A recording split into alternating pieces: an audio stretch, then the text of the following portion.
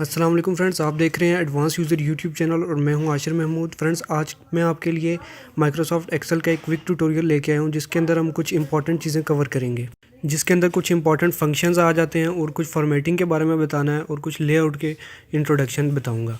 Friends, मेरी कोशिश है कि आज के ट्यूटोरियल के अंदर जितनी भी बेसिक चीज़ें हैं जो माइक्रोसॉफ्ट एक्सेल का जितना यूज़ होता है हमारे यहाँ ऑफिस के अंदर वो मैं कवर कर लूँ। तो इसके लिए सबसे पहले जानना ज़रूरी है कि आपने इस ट्यूटोरियल को देखना किस तरह है। इस ट्यूटोरियल को सबसे पहले इंपॉर्टेंट ये है कि आप इसको एचडी रिज़ल्ट के अंदर देखें ताकि आपको कुछ दिखाई भी दे। उसके बाद ये है कि इसको देखने के लिए आप मेथड को साथ साथ अप्लाई करें। जो मैं ब्रीफिंग दे रहा हूँ वो आप उसको स्किप ना करें। वैसे देखने में ये आपको काफ़ी मुश्किल लगेगा, लेकिन अगर आप इसको वीडियो की तरह किसी फ़नी क्लिप या मूवी की तरह देखने लग जाएंगे तो फिर ये और भी मुश्किल लगेगा, क्योंकि इसकी इंटरफेस कुछ ऐसी है, इसके फार्मूलाज इस तरह के कुछ कॉम्प्लेक्स लगते हैं। तो अगर उनको साथ साथ अप्लाई किया जाए तो बेहतर समझ आती है। तो मेरी आपसे रिक्वेस्ट है कि वीडियो को स्किप ना करें और जो मेथड्स मैं फार्मूलाज बता रहा हूँ वो आप साथ साथ अप्लाई करते चले जाएं। और आई एम श्योर कि अगर आप इस वीडियो को सीरियस लेते हैं, अगर इसको साथ साथ अप्लाई करते हैं मेथड्स, तो आपको माइक्रोसॉफ्ट एक्सेल इतना आ जाएगा जितना कि किसी भी ऑर्गेनाइजेशन के अंदर बैठे शख्स को माइक्रोसॉफ्ट एक्सेल का यूज़ आता है। इसके जो फार्मूलाज को अगर आप समझना चाहते हैं तो एक बात आप सुन लें कि 90% लोगों को माइक्रोसॉफ्ट एक्सेल के फार्मूलाज नहीं आते। वो सिर्फ डाटा एंट्री करते हैं और कुछ ऐड और सम और लेस माइनस ये फार्मूलाज यूज़ करते हैं, लेकिन मैं आपको कुछ एक्स्ट्रा फार्मूलाज भी बताने जाऊंगा। और मेरी कोशिश होगी कि वीडियो शॉर्ट और इसके अंदर मैक्सिमम चीज़ें कवर करूं। तो आइए ट्यूटोरियल स्टार्ट करते हैं बिना टाइम वेस्ट किए।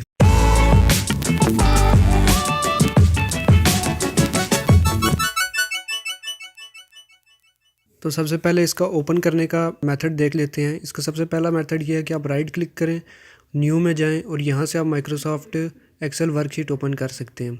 उसके बाद सेकंड मेथड हमारे पास ये आ जाता है कि आप विंडो बटन प्रेस करें, यहाँ से जाके आप एक्सेल टाइप करेंगे तो एक्सेल आपके पास ओपन हो जाएगा। थर्ड मेथड ये है कि आप विंडो प्लस आर प्रेस करेंगे तो रन का डायलॉग बॉक्स आएगा, यहाँ पे आप एक्सेल टाइप करें, EXCEL, एंटर प्रेस करें तो माइक्रोसॉफ्ट एक्सेल की विंडो आपके सामने आ जाएगी। तो हो सकता है थोड़ा बहुत डिफरेंस हो मेरे और आपके सॉफ्टवेयर में, आप हो सकता है कोई और वेरिएंट यूज़ कर, लेकिन टेंशन लेने वाली बात नहीं है, सब चीज़ें सेम ही हैं। तो मैं यहाँ से एक ब्लैंक वर्कशीट पे क्लिक कर दूंगा। अब मेरे सामने ये जो पूरी स्क्रीन है इसको विंडो का नाम दिया जाता है। ये माइक्रोसॉफ्ट ऑफिस एक्सेल की विंडो है। तो इसमें इसकी इंटरफेस में क्या क्या चीज़ें शामिल हैं। सबसे पहले ये जो डॉक्यूमेंट हमारे पास ओपन हुआ है जिसके अंदर हमने वर्किंग करनी है, इस तमाम पूरे को हम कहते हैं वर्कबुक। तो सबसे पहले हमारे यहाँ फाइल को सेव किया जाता है। तो आप यहाँ ऑफिस बटन भी हो सकता है आपके पास शो हो, लेकिन फाइल मेन्यू होगा, फाइल पे जाएं, यहाँ पे सेव पे क्लिक कर दें। अब यहाँ पे हो सकता है आपके पास थोड़ा डिफरेंट शो हो, लेकिन एक ही चीज़ है। ब्राउज पे क्लिक करेंगे, जैसा कि मैं इसको डेस्कटॉप पे रख देता हूँ, लेकिन डेस्कटॉप पे चीज़ रखनी नहीं चाहिए। उसकी वजह आप जानते हैं कि डिलीट हो सकती है विंडो अगर करप्ट होती है या कोई इशू होता है ऐसा। तो इस फाइल को आप नाम दे दें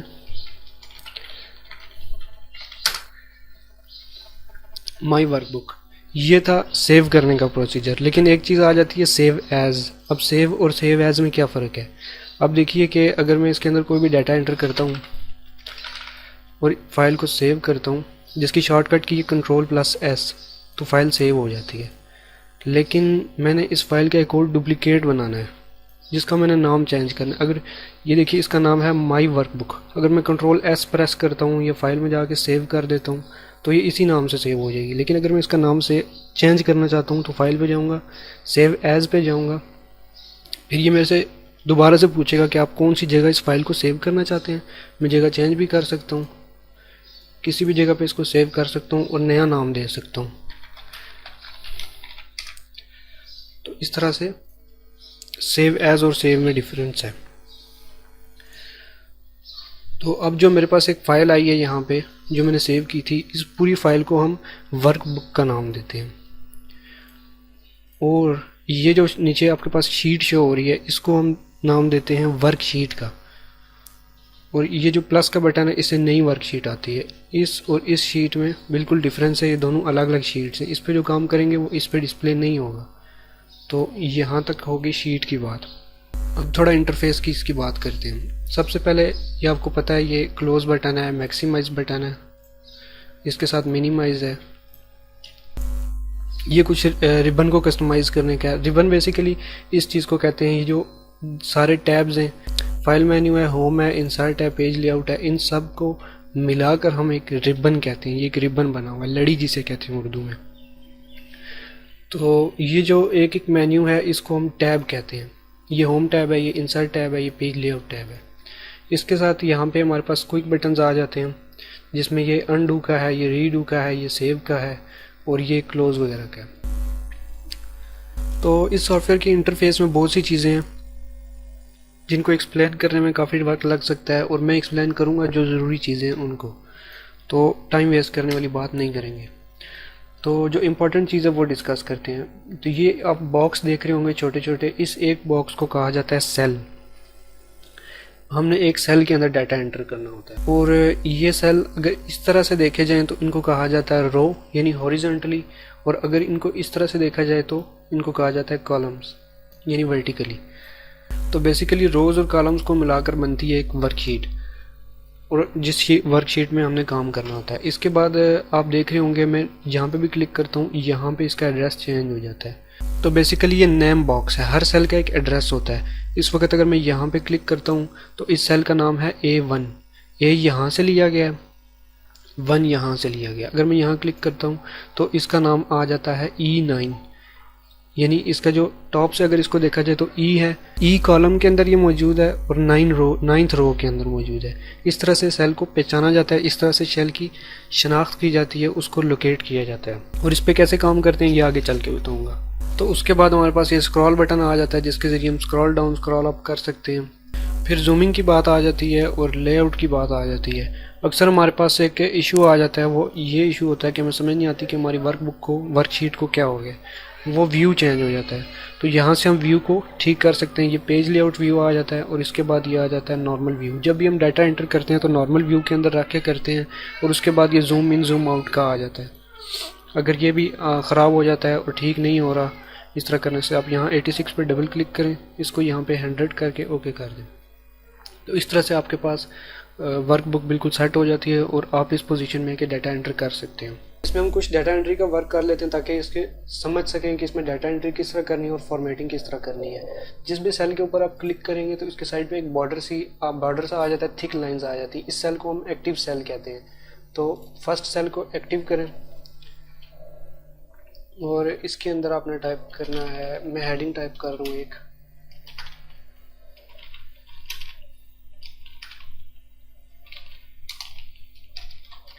और मैं कीबोर्ड से नीचे वाला बटन प्रेस करता हूँ तो ये नीचे वाले सेल में आ गया। टैब बटन प्रेस करने से ये नेक्स्ट सेल में जाता है। आइटम टाइप किया, टैब का बटन प्रेस किया, नेक्स्ट सेल में चला गया। यहाँ पे quantity, style, type, unit cost और कॉस्ट। यहाँ कॉस्ट लिखने के बाद मैंने एंटर प्रेस किया तो नीचे वाले सेल में आया। एंटर प्रेस करने से नीचे वाले सेल में जाता है, टैब प्रेस करने से नेक्स्ट सेल में, और कीबोर्ड के एरो कीज से भी इसको चेंज किया जा सकता है सेल। तो अब मैं यहाँ पे कुछ डाटा एंटर कर लेता हूँ। यहाँ पे एंटर प्रेस करूँगा, नीचे वाले सेल में जाएगा।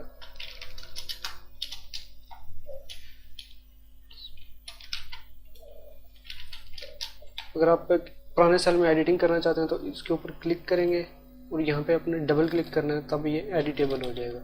एडिटिंग करने के बाद एंटर करेंगे तो दोबारा ठीक हो जाएगा।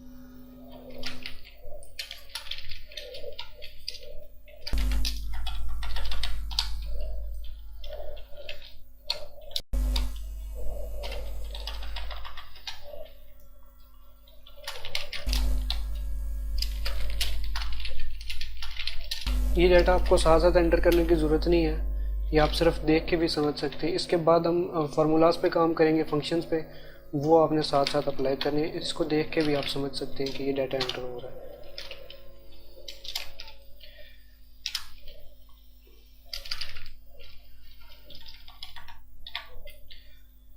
टाइप के अंदर मेटल,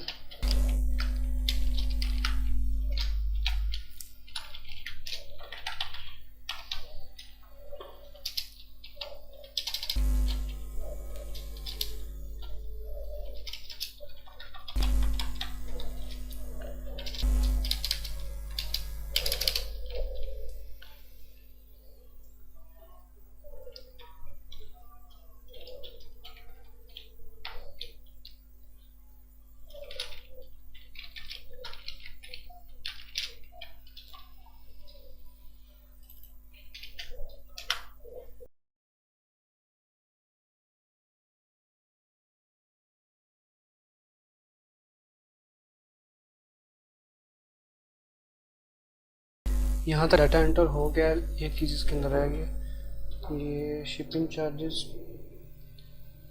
500, 200 और टोटल अमाउंट यहाँ पे लिखनी है। तो अब इसकी हमने फॉर्मेटिंग करनी है। ये था डाटा एंट्री का प्रोसेस। फॉर्मेटिंग कहते हैं इसको स्टाइलाइज करना, इसको खूबसूरत बनाना ताकि देखने में ये आसानी भी हो इसको देखने में। फॉर्मेटिंग इसलिए की जाती है ताकि देखने में अच्छा लगे और समझने में आसानी हो, यानी आई अट्रैक्टिव बनाने के लिए इसको फॉर्मेटिंग की जाती है। तो ये वो साल है जिसके अंदर मैंने लिखा हुआ यूनिक जरूरी प्रतीक, इसके ऊपर मैंने फॉर्मेटिंग अप्लाई करनी है। तो ये वो सेल सेलेक्टेड है जिसका मैंने साइज़ चेंज करना है। तो अब सपोज करें इसका फ़ॉन्ट स्टाइल मैंने रखना है कोई फैंसी सा, जैसे अल्जेरियन होता है। बेशक यहाँ पे सूट नहीं कर रहा, लेकिन एक एग्जांपल है, आप यहाँ पे से और भी चूज़ कर सकते हैं।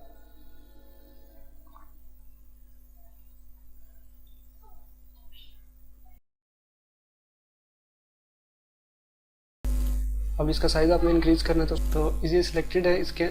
इसको यहाँ से आपने जाना है होम टैब पर। ये रिबन है व्यूअर्स, यहाँ पे आपने होम टैब पर जाना है। होम टैब पे जाने के बाद यहाँ से ये फ़ॉन्ट ग्रुप है। फ़ॉन्ट ग्रुप के अंदर आपने इस ए पे क्लिक करना है जो फ़ॉन्ट का साइज़ इंक्रीज़ कराएगा। इस पर मैं क्लिक करता जाऊँगा, फ़ॉन्ट का साइज़ इंक्रीज़ होता रहेगा। और ये साइज़ 18 है, आप यहाँ से इसको कस्टम साइज़ भी दे सकते हो, खुद से 15 कर सकते हैं या इस तरह से भी कर सकते हैं।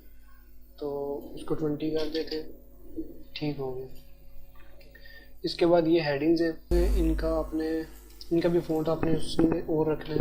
उसका एरियल कर देते हैं, इनको बोल्ड करना है। बोल्ड कहते हैं गाढ़ा करने को। ये होम टैब पर से फ़ॉन्ट ग्रुप के अंदर बी के आइकन पर क्लिक करने से भी बोल्ड हो सकता है, लेकिन हमने कंट्रोल बी इसकी शॉर्टकट की है जिससे बोल्ड होता है। कंट्रोल आई से इटैलिक होता है, कंट्रोल यू से अंडरलाइन होता है। तो उसकी ज़रूरत नहीं है, सिर्फ कंट्रोल बी से बोल्ड कर देते हैं।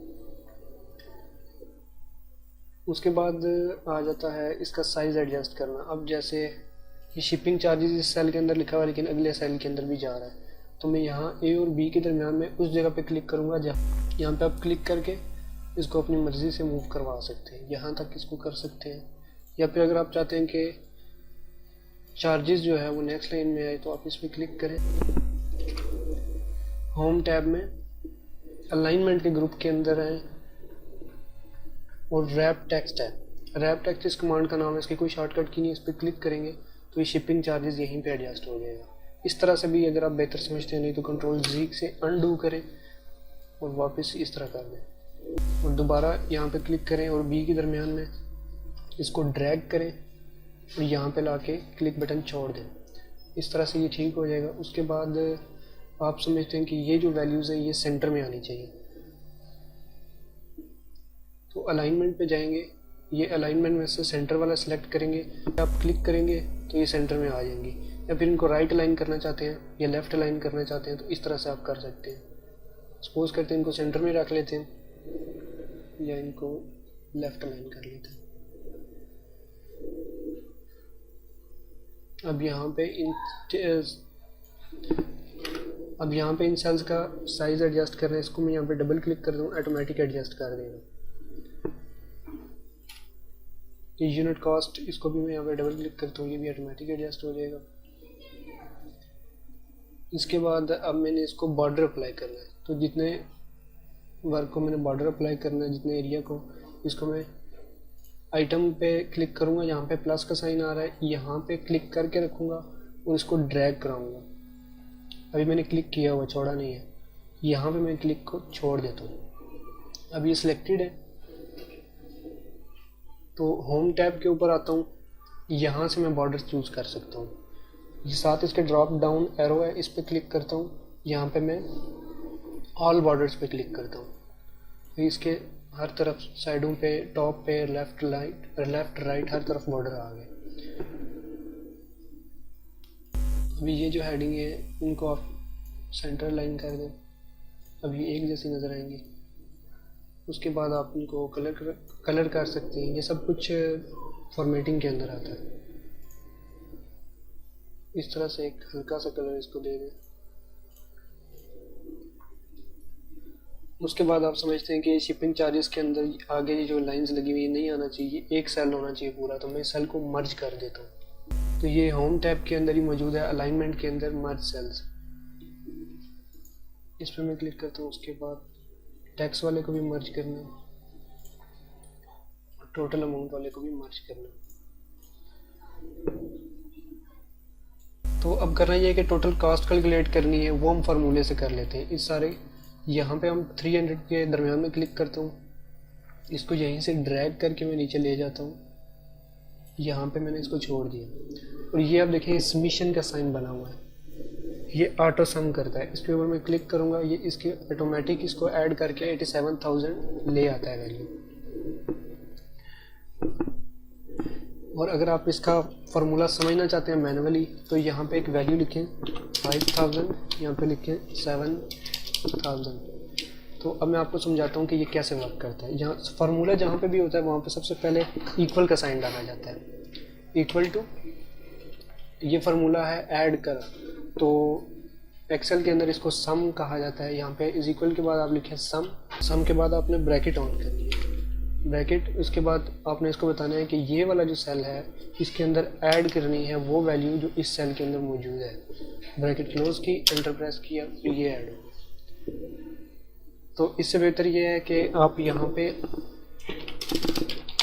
2 वैल्यूज़ लिखें, रेंडमली ऐसे लिख लें कुछ भी, और इन दोनों को सिलेक्ट करने के बाद यहाँ इस आइकन पे क्लिक करें, ये वैल्यू ऑटोमेटिकली ऐड हो जाएगी। अब देख सकते हैं यहाँ पे एक फार्मूला बन गया है इस सेल के अंदर। इस सेल के अंदर वो फार्मूला नहीं है, इस सेल के अंदर वैल्यू है, और इस सेल के अंदर वैल्यू नहीं है, फार्मूला है। इस तरह से ये काम करता है। लेकिन अगर आप इस फार्मूले को समझ नहीं पा रहे हैं तो इसको समझना और भी आसान इस तरह से हो सकता है कि ये आपने वैल्यू एंटर की है 5 और ये है 25, इसके नीचे आपने इन दोनों को ऐड करना है, लेकिन आपको याद नहीं है सम लिखना था या क्या लिखना था। आप इक्वल का साइन डालें, ये मस्ट है। उसके बाद आप इसको मैनुअली बताएं कि ये वाला जो सेल है बीच में प्लस का साइन डालें, इसको प्लस करो उस वैल्यू के साथ जो इस सेल के अंदर मौजूद है। एंटर करेंगे तो ये प्लस कर देगा। लेकिन आप कहते हैं यार इसको प्लस नहीं करना था, मल्टीप्लाई करना था। यहाँ पे क्लिक किया, फार्मूला शो हो रहा है, इसके अंदर सिंगल क्लिक किया, बैक स्पेस दबाया, प्लस का साइन ख़त्म हुआ, मल्टीप्लाई का साइन डाला, एंटर किया, कर दिया, ये मल्टीप्लाई हो गया वैल्यू। तो ये बेसिक प्लस माइनस मल्टीप्लाई। इसी तरह मल्टीप्लाई के साइन के चेंज करके आप माइनस कर डालेंगे तो ये माइनस कर देगा। तो इस तरह से फार्मूला अप्लाई किया जाता है और तो बिलियंस ऑफ वैल्यूज़ को with in a second calculate किया जा सकता है। तो ये बेसिक डाटा एंट्री थी। अभी हम थोड़ा इससे बेहतर वर्क करते हैं ताकि कुछ ज़्यादा समझ सकें आप। और यहाँ फॉर्मेटिंग में एक चीज़ रह गई, ये जो वैल्यू है, ये जो टेक्स्ट लिखा हुआ आप चाहते हैं कि ये सेंटर में आ जाए, तो इसको सिलेक्ट करें क्योंकि इस जगह पर नहीं आ रहा। तो यहाँ पे आप वापस जाएंगे, होम टैब पर मर्ज सेल्स पर जाएंगे, मर्ज इन सेंटर, ये ऑटोमेटिकली हो जाएगा। अब आप देखना चाहते हैं कि जो काम मैंने किया है कि वो प्रॉपर हुआ है या नहीं हुआ, ये प्रिंट होने के बाद कैसा दिखाई देगा, तो आप फाइल पे जाएं, प्रिंट पे जाएं, या प्रिंट प्रीव्यू आपके पास होगा तो ये यहाँ पे प्रिंट प्रीव्यू देगा कि ये प्रिंट होने के बाद ऐसा दिखाई देगा। तो यहाँ से अगर आप इस बटन पे क्लिक करते हैं शो मार्जिन्स, तो यहाँ से आप इसको एडजस्ट कर सकते हैं कि आपने इसको पेज के सेंटर में रख के प्रिंट करना है या किस तरह से। अब देखिए ये खूबसूरत दिखाई दे रहा है और इस तरह से डॉक्यूमेंट्स प्रिंट किए जाते हैं। अगर आप समझते हैं कि ये फाइल किसी को भेजनी है आपने और इसको आपने किसी को सेंड करनी है, तो वो आप एक्सेल के फॉर्मेट में नहीं भेजेंगे, वो पीडीएफ में भेजेंगे। तो पीडीएफ बनाने के लिए फाइल, सेव एज,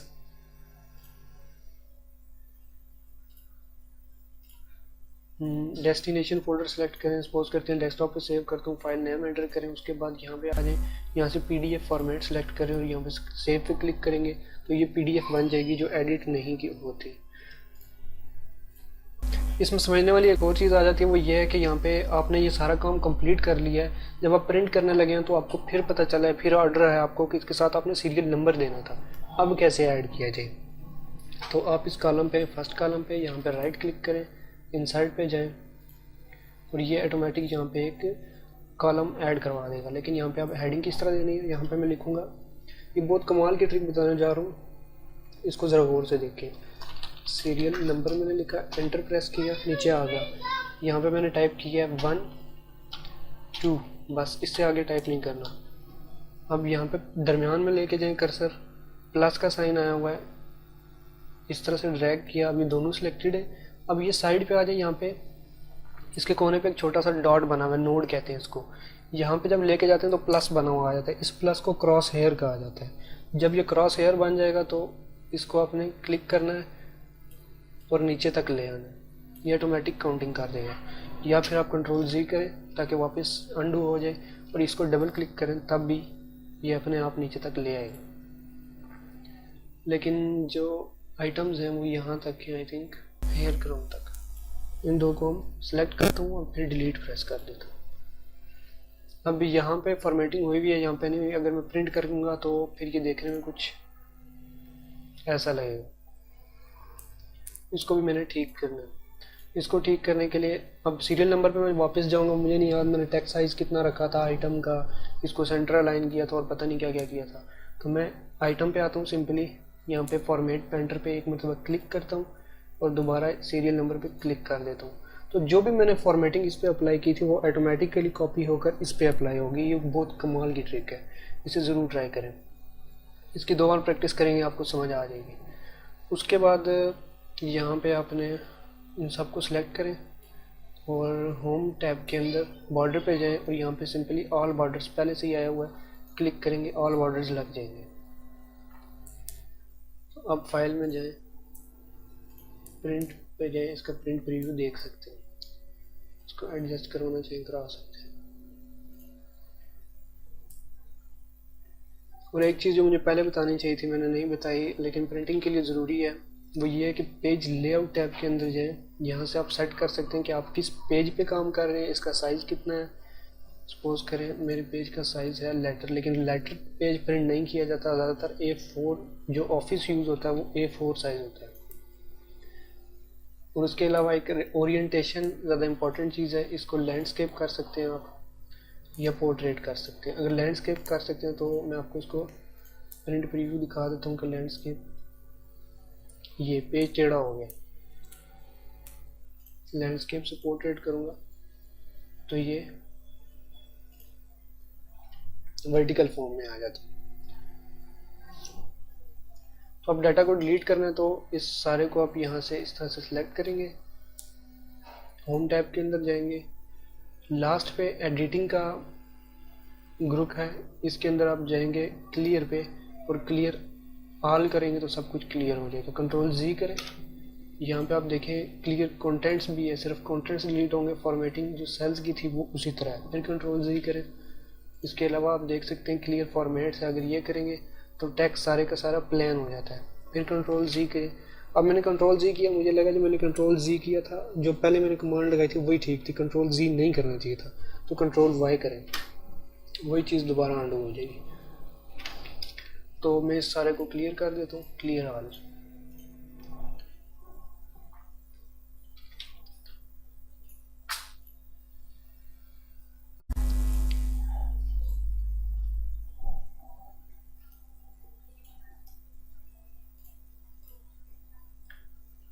लेकिन यहाँ पे आके आपको लगता है कि ये जो शिपिंग चार्जेस था, टैक्स था, ये मैं इसको यहाँ पे शिफ्ट करवा दूँ, कुछ चेंजिंग करना चाहते हैं, मैं आपको करके दिखाता हूँ कि मैं क्या कहना चाह रहा हूँ। इसको सिलेक्ट करता हूँ मैं, सपोज करें इनको अनमर्ज करना चाहते हैं तो होम टैब के अंदर ये मर्ज वाला, इसको दोबारा क्लिक करेंगे, अनमर्ज हो जाएगा। इसको फिर से क्लिक किया, अनमर्ज सेलेक्ट किया, यहाँ पे क्लिक किया, अनमर्ज हो गया। अब ये जो शिपिंग चार्जेस, टैक्स और अमाउंट था, मैं कहता हूँ इसको यहाँ पे शिफ्ट करवा देता हूँ। कंट्रोल एक्स सेलेक्ट किया, सिर्फ एक बॉक्स में यहाँ पे क्लिक कर दीजिए, यहाँ पे कंट्रोल वी किया, ये सारा खुद ब खुद यहाँ पे आ गया। यहाँ पे डबल क्लिक करेंगे, सेट हो जाएगा।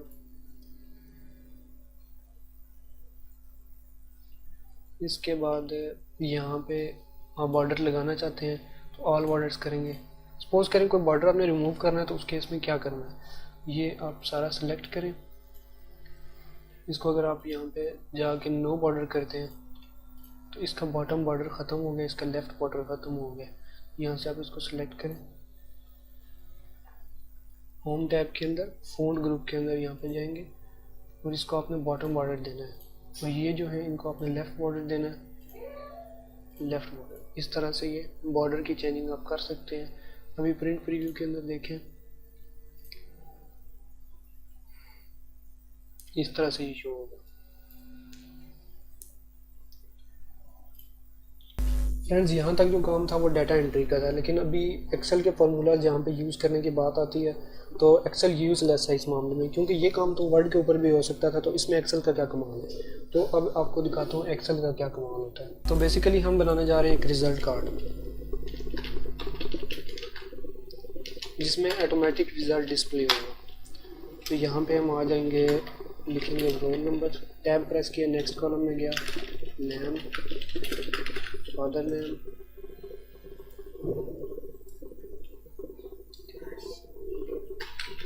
क्लास,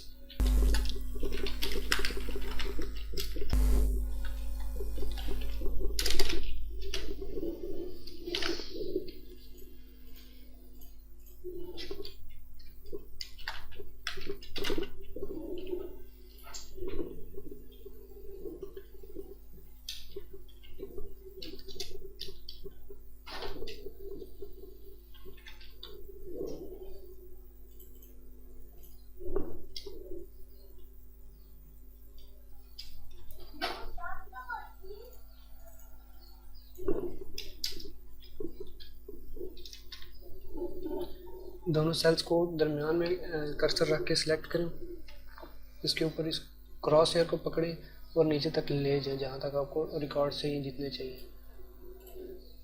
नेम पे रैंडमली कुछ नाम ऐड कर लें।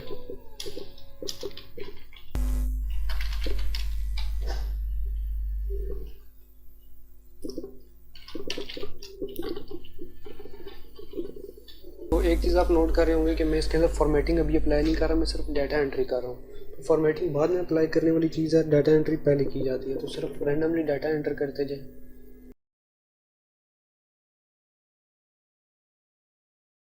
क्लास का मैं इसमें से नहीं रखना चाह रहा, मैं डिलीट करना चाह रहा हूँ। तो इस पूरे सेल को आप सेलेक्ट करेंगे, पूरे कॉलम को राइट क्लिक करेंगे, डिलीट कर देंगे, तो ये डिलीट हो गया।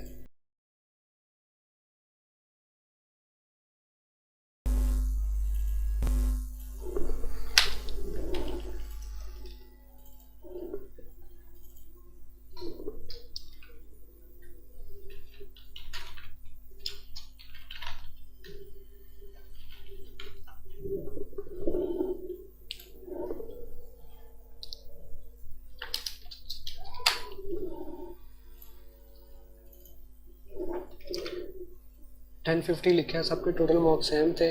तो इस क्रॉस हेयर पे मैंने डबल क्लिक किया तो ये ऑटोमेटिक अप्लाई हो गया। अब वो 10 मार्क्स जो वो सबके डिफरेंट हैं, जैसा कि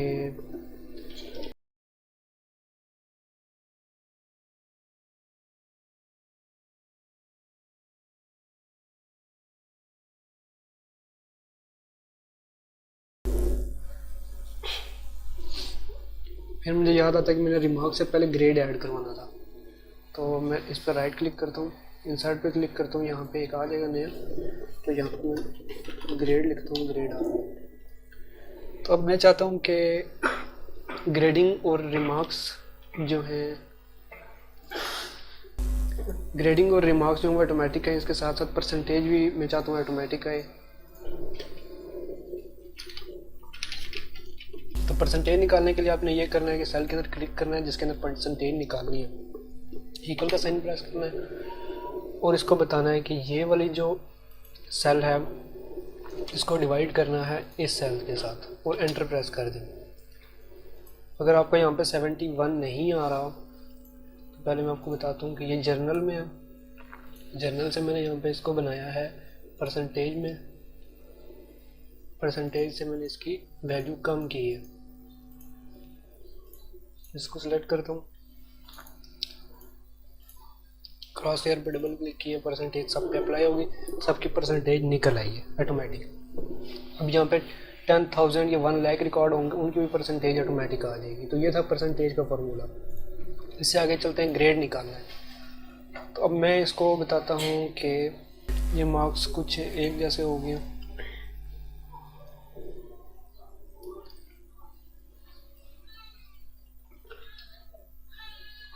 अब देखें कि मैं पीछे वैल्यू चेंज करता हूँ तो आगे ये खुद ब खुद चेंज हो जाती है। तो मैं थोड़ा डिफरेंस पैदा करने के लिए मैं इसके अंदर थोड़ी चेंजिंग करूँगा।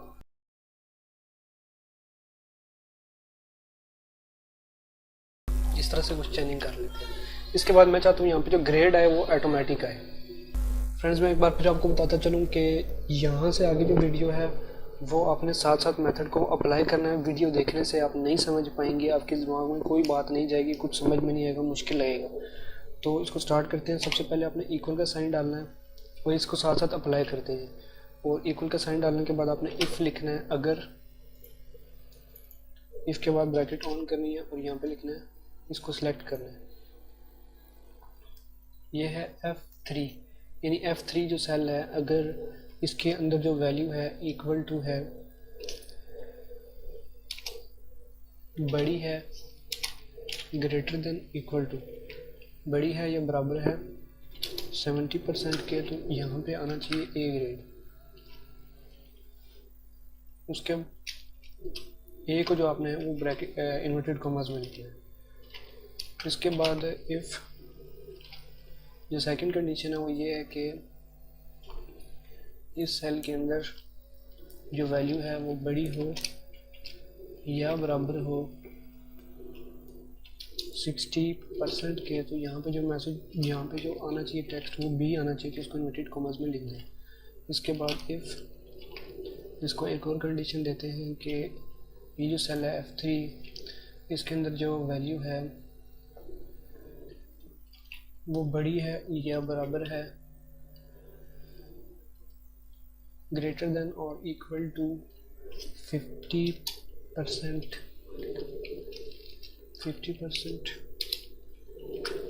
देन यहाँ पे आना चाहिए सी आपने इन्वर्टेड कॉमास में ही लिखना है। फिर यहाँ पे आपने इसको एक और कंडीशन बतानी है कि इफ़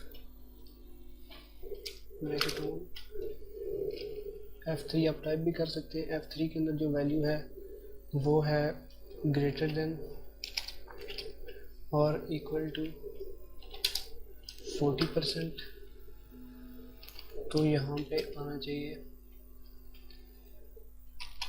D। और उसके बाद आखिरी कंडीशन इसको बतानी है कि इफ़ अगर ये जो सेल है इसकी जो वैल्यू है वो कम हो 40% से, यानी अगर किसी के मार्क्स 40% से कम हो तो तुमने क्या कहना, तुमने यहाँ पे क्या डिस्प्ले करना है, तुमने डिस्प्ले करना है F, उसका ग्रेड F बताना है। तो अब यहाँ पे ब्रैकेट्स क्लोज करनी है। ब्रैकेट हमने लगाई कितनी है, 1 2 3 4 5 ब्रैकेट्स लगाएंगे, 2 3 4 लगाएंगे। जैसे मैं 5वीं लगाऊंगा वो इसको बोल्ड कर देगा, गाढ़ा करके कन्फर्म करेगा कि फार्मूला ठीक हो गया, ब्रैकेट्स ठीक हो गई, ये चीज़। अब एंटर करें तो ये ए ग्रेड आ गया। यहाँ से आप इसको पकड़ के भी ड्रैग करवा सकते हैं और डबल क्लिक भी कर सकते हैं इस क्रॉस हेयर पे, तो ये फार्मूला सब पे अप्लाई हो गया। ये था ग्रेड का फार्मूला जो ऑटोमेटिक बताता है। इसको आप ड्रैग करके 1000 ऑफ वैल्यूज़ में ले जाएं तो तब भी ये आपको बिल्कुल एक्यूरेट सेट करके दे देगा। इसके बाद आ जाता है रिमार्क्स। फ्रेंड्स रिमार्क्स के अंदर मैंने लिखना है पास या फेल, तो मैं यही चाहता हूँ कि वो भी ऑटोमेटिक लिखा जाए। मैं किस तरह फेल लिखूँगा किसी के आगे और किस तरह पास लिखूँगा तो बहुत ज़्यादा वैल्यूज़ होंगी, तो फिर इसमें एरर के चांसेस होते हैं। तो मैं इक्वल का साइन डालूंगा फार्मूला स्टार्ट करने के लिए। इफ़ लिखूँगा अगर, तो यहाँ पे इफ़ एंड का फार्मूला है ये। इफ़ और का फार्मूला है। इफ़ और का फार्मूला इस तरह है कि मैं आपको साथ साथ बताता हूँ कि ये जो सेल है इसके अंदर आने वाली वैल्यू इक्वल है ए के, और इसलिए कहा जाता है कि अगर मैं कोमा लगाऊंगा तो ये अगला लॉजिक है, यानी अगर ये बात नहीं है तो फिर ये बात है, या फिर इसके अंदर मौजूद वैल्यू बराबर है इन्वर्टेड कॉमास में बताएं बी के। और का मतलब जैसे उर्दू का लफ्ज़ है या फिर ए या बी, और या फिर इसको बताना है कि ये जो वैल्यू है सेल है इसके अंदर आने वाली वैल्यू अगर तो सी है, यानी ये सब सूरतें जब होंगी तो यहाँ पे तुमने बताना है पास। तो अगर ABCD ग्रेड है, तुमने पास का यहाँ पे टाइप करना है ऑटोमेटिक। तो अभी मैं इसको ये बता चुका हूँ कि अगर ग्रेड A है, B है, C है, अभी बात मुकम्मल नहीं हुई। अभी मैं इसको बता रहा हूँ कि अगर ग्रेड A है, B है, C है, या फिर इसमें आने वाला टेक्स्ट यहाँ पे D है, तो यहाँ पे यहाँ तक बात मुकम्मल हुई कि अगर फिर से देख लें कि इफ़ यहाँ पे ब्रैकेट ऑन की और, यानी मल्टीपल लॉजिक्स दे रहा हूँ। पिछले फार्मूला में और नहीं यूज़ किया था क्योंकि सिंगल लॉजिक था, यहाँ पे और लगाया, यानी G3 जो सेल है इसके अंदर A है, B है, या C है, या D है। तो इन सब सूरतों में इसको क्लोज करके तुमने बताना है, यहाँ पे मैसेज डिस्प्ले करना है पास, और पास में इन्वर्टेड कॉमास में लिखा हुआ। अदरवाइज तुमने यहाँ पे लिख देना फेल। फार्मूला को एक बार समझ लीजिए। इफ़ और ब्रैकेट ओपन, यहाँ तक फार्मूले का इससे आगे समझने वाली बात है कि G3 जो सेल है, यानी G ये इस तरह से G है और 3 यहाँ से, G3 में ये वाला सेल आ जाता है, सेल का एड्रेस है। G3 जो सेल है इसके अंदर अगर वैल्यू A है, B है, C है, D है, तो तुमने इस सूरत में लिखना है पास। और अगर ABCD के अलावा क्या आता है, F है, अगर ग्रेड F है तो तुमने बताना है फेल है। तो यहाँ पे हमने ब्रैकेट्स क्लोज करनी है। ब्रैकेट हमने ओपन कितनी की थी, एक तो क्लोज भी हुई है ना, इसको मैं क्लोज करता हूँ, ये बता देगा। एक ही ब्रैकेट चाहिए थी, पास। इसको सेलेक्ट करता हूँ, यहाँ पे डबल क्लिक करता हूँ, तो इसने ऑटोमेटिक बता दिया कि ये वाला फेल है और ये वाला पास है। तो ये था रिज़ल्ट कार्ड बनाने का तरीका, और इसके अंदर हमने 2 फार्मूला सीखे हैं, एक इफ़ का सीखा है और एक इफ़ और का लगाया है फार्मूला। तो ये जो ट्यूटोरियल था इसके अंदर मैंने फॉर्मेटिंग इसके अंदर इतनी नहीं की। आपको पिछले ट्यूटोरियल में बताया कि फॉर्मेटिंग कैसे की जा सकती है। इसको सिलेक्ट करें, ग्रेटर देन का प्रेस करें और इसको यूँ सेलेक्ट करके आप यहाँ से इसको मर्ज करवा दें, कंट्रोल B करें, बोल्ड हो जाएगा।